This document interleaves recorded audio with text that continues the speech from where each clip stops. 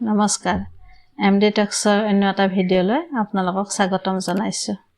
আজিৰ পৰা শুভ নৱৰাত্ৰি আৰম্ভ। হেহে নৱদুৰ্গাক আৰম্ভণিতে সেৱা কৰিছো, জয় মা দুৰ্গা দেৱীয়ে নমঃ। এতিয়া নৱৰাত্ৰি যিহেতুকে চলিছে, আজিৰ পৰা আৰম্ভ হ'ব। মই প্ৰথম ভিডিঅ'তে ঘট স্থাপনৰ সবিশেষ দি থৈছো, আপোনালোকে নিশ্চয় চাই ল'ব। যিসকলে ব্ৰতত ৰাখিব বা পূজাখিনি কৰিব তেওঁলোকে সুন্দৰকৈ চাই ল'ব, মই দি থৈছো। সেয়া আজি কওঁ নৱৰাত্ৰিৰ চতুৰ্থ দিনাৰ গোসানী কি ৰূপত আমি গোসানীক পাওঁ। নৱৰাত্ৰিৰ চতুৰ্থ দিনৰ গোসানী কুষ্মাণ্ডা ৰূপত অৱতাৰণ ধৰিছে। এই ৰূপত গোসানীক পূজা কৰিবলৈ প্ৰথমতে আমি যিকেইটা প্ৰথম দিনতে ঘট স্থাপনৰ সকলো নিয়ম দি থৈছো, সেই নিয়মখিনিয়ে চতুৰ্থ দিনাও কৰি ল'লেই হ'ল। যেনেকৈ ঘটত সেন্দুৰৰ ফোট দিয়া, ধূপ চাকি দিয়া, ফুল দিয়া, নৈবেদ্য, ফল, ভোগ ইত্যাদি ইত্যাদি সকলোবিলাক দি যাব। এতিয়া আহক আমি কুষ্মাণ্ডা ৰূপত গোসানীক কেনেকৈ পাওঁ বা তেওঁৰ কিনো কাহিনী আছে অকণমান জানো।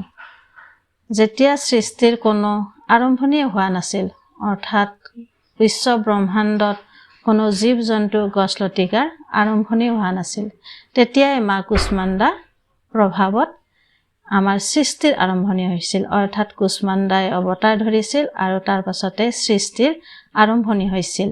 দশদিশ অন্ধকাৰময় হৈ থকা সময়তে কুষ্মাণ্ডা দেৱীয়ে জগতখন পোহৰাই তুলিছিল। অৰ্থাৎ তেওঁৰ গুণৰ কাৰণে তেওঁৰ যি অৱতাৰ আছে তেওঁ সকলোবিলাক দশদিশে সৃষ্টি কৰিছিল আৰু তেতিয়াই আমাৰ জগতখন পোহৰ হৈ উঠিছিল। সেইবাবে কুষ্মাণ্ডা দেৱীক আদিশক্তি বুলিও কোৱা হয়। প্ৰথম যিহেতুকে তেওঁৱেই দেৱী, সেইকাৰণে তেওঁক আদিশক্তি বুলিও কোৱা হয়। কুষ্মাণ্ডা মাৰ অষ্টভুজা, অৰ্থাৎ 8খন বাহু, সেইকাৰণে তেওঁক অষ্টভুজা কয়।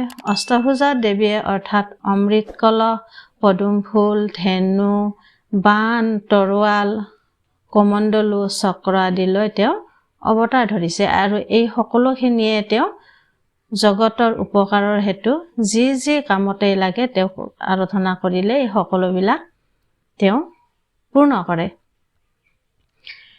দেৱী অভয় দান কৰিছে। দেৱীক পূজা কৰিলে কোনো ধৰণৰ ভক্তৰ ভয় সংশয় নাথাকে।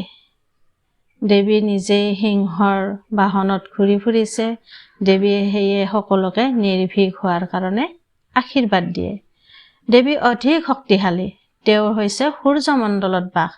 দেৱী সূৰ্যমণ্ডলত বাস কৰা হেতুকে ইমান শক্তিশালী, ইমান তেজস্বী, সেয়েহে তেওঁ যিকোনো কামৰ কাৰণে যদি মানুহে তেওঁক বা সকলোৱে আৰাধনা কৰে বা যাৰ যি মনোকামনা আছে সেই আৰাধনা কৰে, তেওঁ এই সকলোবিলাক পূৰ্ণ কৰে। দেৱীৰ বাহুৰ যিবিলাক অস্ত্ৰ শস্ত্ৰ দিছে ভগৱানে বা তেওঁ লৈছে, এই আটাইখিনিৰ কাৰণে আমাৰ মৰতৰ লোকে আশীৰ্বাদ পায়।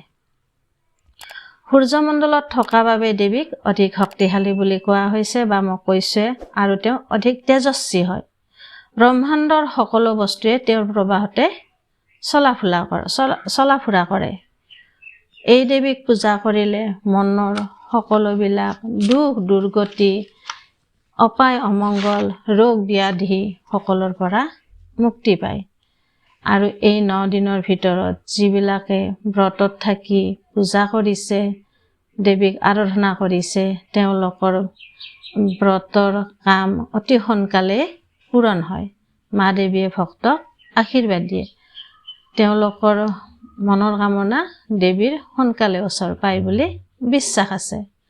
তেওঁক পূজা কৰিলে অকাল মৃত্যু, ৰোগ শোক বিনাশ হয় বুলি কয়। কুষ্মাণ্ডা ৰূপত দেৱী অতি সোনকালে সন্তুষ্ট হৈ সকলো ভক্তকে আশীৰ্বাদ দিয়ে, মনোবল আৰু আয়ুস বৃদ্ধি কৰে।